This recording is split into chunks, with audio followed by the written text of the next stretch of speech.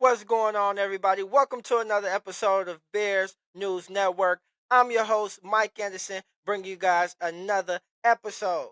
Also, if you are a Bears fan, please subscribe to the channel, hit that big subscribe button and the bell notification so you can always be notified when we drop a video.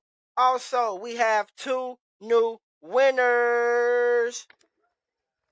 Yes, our two new winners are Mark Phillips and LaTwan Grayson. You are our two new winners over here at Bears News Network. You'll have some kind of prize memorabilia coming your way. Your names will be under this video in the comment section. So please reach out to us via email. That's bearsnewsnet1@gmail.com so you guys can get your prizes. Also, if you guys are interested in jersey sales, you can go over to Sports Dungeon Chi-Town on Facebook. Our good friend over there, Derek, has all kind of Chicago jerseys for you guys on sale, 10% off. All you have to do is use the promotion code Bears News Net 1. That's Facebook, and it's called Sports Dungeon Chi-Town. He has all kind of Chicago jerseys, any jersey that you guys want. He got it. Just use that promotion code, and you get 10% off.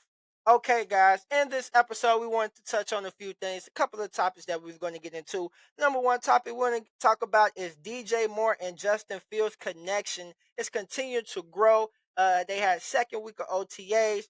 Also, we're going to get into some statistics about this offensive line, even though they said we was the worst team in the NFL. But when we look at the tape, man, and we get into some statistics, we gonna see how do our offensive line stack up in that category. And also, it's been a hold on the Arlington Heights construction of the new stadium. We're going to get into details about that, man. And it's possibly if the Bears are not going to Arlington Heights, then where are they going? And man, second week of OTAs just happened. We're going to get into Jaylen Johnson still being missing. And what's his excuse? And where is Nate Davis? Okay. So let's get right into it, man. DJ Moore and Justin Fields, they had the second week of OTAs. The connection has continued to grow. I know everybody been saying the highlights over the internet of Justin throwing to DJ Moore. It's just been, man, great chemistry. The chemistry is continued to build, and it's good to see that Justin has finally a number one wide receiver, someone that he could count on in big critical situations, someone that he can go to and depend on. And man, I'm just excited to see the connection grow and get better from here. It's been a lot of raving about them together, and the connection continued to grow in camp. So I'm just excited to see how that pan out. DJ Moore is a huge part of Justin year three success and him taking that big leap as a passer in his third year. We know what he can do with his legs. He's very dynamic in that area. But now we're trying to see him develop as a passer, and DJ Moore plays a critical part in that, man. So I'm just excited to continue to see this connection grow and get better, man. And I can't wait till the season start. Okay, another interesting fact I wanted to get into with you guys is the offensive line, man. Our offensive line, they say we have one of the worst offensive lines in the NFL. But if you want to go by off numbers, our offensive line was ranked number 5 in run last year and number 16 in pass. Now, our offensive line has gotten better. We added Nate Davis, a guard from over Tennessee, a mauler, a guy who can move people around. We also brought in Darnell Wright, drafted him in the first round. Our number 10 overall pick that we swamped with Philly for. So he's most definitely a mauler and somebody who could come in and who's a contributor, day one starter. So that's good as well. And also we moved Cody Whitehair back to center. A lot of people seem to forget Cody Whitehair made the Pro Bowl as a center. So let's not forget, and also he's a vet on this offensive line, still has that veteran presence. The longest offensive lineman that we have on this team. So man, with the new additions that we got, that's not only going to make this offensive line better. We was ranked 16th in pass and 5th in run defense. Run offense. So with that being said, man, you can't tell me that we're going to be a top 10 offensive line. I believe that we can make top 10 offensive line just with off the changes alone. But You guys got the numbers. I want to hear from you guys. What do you guys think? Do you think this Chicago Bears offensive line can be top half in the rankings? Do you guys see it being a top 15 offensive line? Last year we was ranked 16th in pass and 5th in the run. So we was just out of the pass rankings, out of the top half at 16. Do you think this offensive line can be top 15 in the NFL? I want to know your thoughts. Write your answers right underneath this video in the comment section.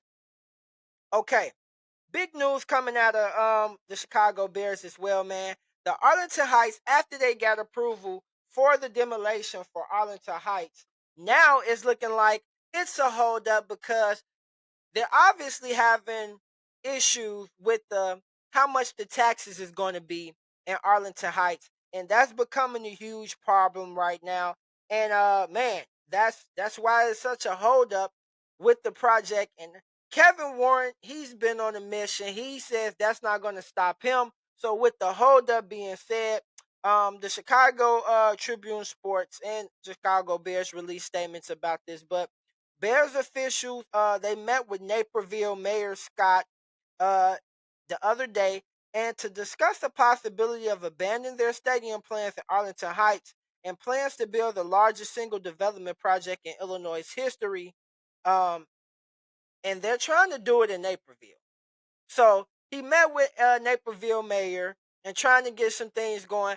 How do you guys feel about this? Do you think it's a scare tactic for the Arlington Heights? Because the Chicago Bears have already bought the property for Arlington Heights and they bought it at a very substantial price. And now you haven't even got ready to do the demolition yet. As soon as you get approved for it, now the tax and you guys can't come to agree with as far as the taxpayers and everything like that. What do you guys think they should do? Should they abandon the project in Arlington Heights and move on to another city in Illinois? I want to know. I say don't abandon Arlington Heights. Figure out a way to make it work. You spend so much money into the property. You put so much time in trying to move out of Chicago. If you wasn't going to get Arlington Heights, you might as well stay at Soldier Field. That's my opinion, but I want to know you guys' opinion. What do you guys think? Should we abandon the Arlington Heights project and move on to another city in Illinois to build the new stadium? I want to know. Let me know you guys' thoughts right underneath the video. Okay. Second week of OTAs came and went, man. Jaylen Johnson was not here. We finally got a statement. He was on Keyshawn, J. Will, and them in the morning show. He was talking to them, and he said basically the reason why he hasn't been at OTAs is because he's been trying to spend a lot of more time with his daughter. He doesn't, I guess his family, his wife, and his daughter, they doesn't stay in Illinois, in Chicago. They stay in Fresno, California. That's where he's from. So during the season, he doesn't get to spend a lot of time with his daughter, and plus he has other charitable foundations that he has going on. Due to the killing of his one of his best friends a couple of years ago, he opened up a foundation for that. So he has a lot of things going on with that coming up that he had this past week. So that's a good reason for Jaylen Johnson, not missing OTAs. Mind you, these are not mandatory OTAs; these are the voluntary. So you don't necessarily have to be here. Also, Jaylen Johnson, he knows the system. He's not new. He's a vet. So I wasn't too worried about it. Now, if we had got into, mandatory minicamp and he wasn't showing up, then that was something to get into, get worried about, or, get very, very worried about then because he's up for a contract year. But since that's not the case, he just wanted to spend some time with his family. He has some charitable events going on. That's more than reasonable and understandable as the reason why he wasn't at OTAs. Now, my big question for you guys, where is Nate Davis? That's the big question. We also know Nate Davis is a vet. He's used to running this wide zone scheme with Tennessee. He's used to it. But when you sign when you sign a big contract and this offensive line needs to get continuity, I would expect him to be there. Now, I expected Nate Davis to be there. He's still not there. I'm not too much worried about it. He just signed a big contract. But the only way that I would be worried about it is just trying to get that continuity with that offensive line. Like Cody Whitehair kind of mentioned it a little bit in this press conference, saying, him not there, they would be fine. But, him just trying to get a feel for how Nate Davis sees certain things and how they could communicate on the line when they see certain things. That stuff starts early in camp. And Nate Davis just being a new person to add to this offensive line, no doubt about it. He's a mauler and most definitely a beast. But just trying to build that continuity comes early in camp, and you just continue to develop it over time. So that's the only thing that I feel like, as far as missing Nate Davis, I would like to see him out there. But we know Nate Davis is a vet. He's used to running the scheme. He just got paid. We don't have to worry about him holding out. But as far as the continuity with the offensive line, that may be slowed down. Now, I want to know how do you guys feel about Nate Davis missing the second week of OTAs? Are you guys worried about it? I want to know. Put your comment right. Type yes if you guys worried about Nate Davis missing OTAs, and type no if you're not. We want to hear your thoughts. Also, like we said, if you are a Chicago Bears fan, please hit that subscribe button and that notification bell icon so you can be notified every time we drop a video. If you are a winner, you will never be notified when we drop a video, so you gotta hit that notification bell icon so you could be notified. Like I said, our another winners again, congratulations to Mark Phillips and Latwan Grayson. Please reach out to us at bearsnewsnet1 at gmail.com so you guys can receive your Bears prizes.